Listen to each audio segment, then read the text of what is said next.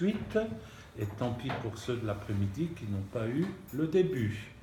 Donc, mais Vigisect va mettre tout cela sur Internet, hein, c'est ça?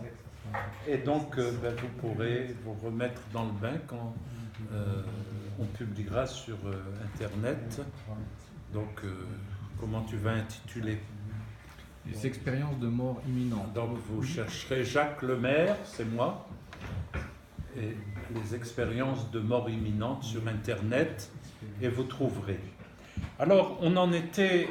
donc, je vais devoir un peu accélérer, parce qu'il y a encore beaucoup de choses à dire. On a déjà appris beaucoup de choses, hein, pour ceux qui étaient ce matin. Mais ici, on va un peu accélérer, parce qu'on a encore beaucoup de choses à parler. Donc, on va parler de la vision de l'homme, de l'être humain dans la Bible, parce que c'est très important de maîtriser ce point-là, parce que dans la société, dans notre société, et notamment à cause de l'enseignement de l'Église catholique, on a une vision de l'homme qui réfère plus à Platon que à la parole de Dieu.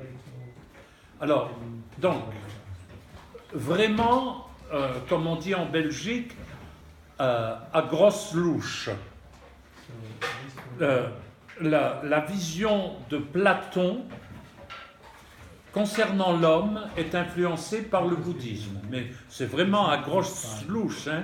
Il faudrait évidemment mettre beaucoup de dièses et de bémols, mais en gros, hein, je dois aller vite, donc on n'a pas le temps d'entrer dans tous les détails, mais en gros, pour Platon, l'homme est constitué d'un corps mortel, donc matériel, mauvais, qui emprisonne une âme spirituelle immortelle, et même chez Platon éternelle, bonne. Et donc, vous voyez, dans notre création, toujours un peu cette idée que tout ce qui touche au corps est matériel, donc mauvais. Et tout ce qui touche à l'âme est spirituel, donc bon. D'ailleurs, une des grandes erreurs qu'on fait quand on approche la théologie de saint Paul, parce que saint Paul parle de la chair, hein, dans Romains par exemple, mais la chair chez saint Paul n'est pas le corps. Et même chez les chrétiens, on trouve parfois cette confusion. Donc quand saint Paul oppose l'homme charnel à l'homme spirituel, il n'est pas platonicien. Il ne veut pas dire que l'homme charnel, c'est le corps, et l'homme spirituel, c'est l'âme ou l'esprit. En fait, quand l'apôtre Paul dit d'un chrétien qu'il est charnel, c'est toute la personne qui est charnelle, esprit, âme et corps. Et quand une personne, un chrétien est spirituel, c'est toute la personne qui est spirituelle, esprit, âme et corps. Et donc on doit sortir, maintenant, nous les chrétiens, on comprend mieux saint Paul, on a quand même fait quelques progrès théologiques, l'opposition chair-esprit n'est pas une opposition corps-âme. C'est un peu compliqué, mais on pourrait encore plus compliquer, mais en gros c'est ça, vous voyez.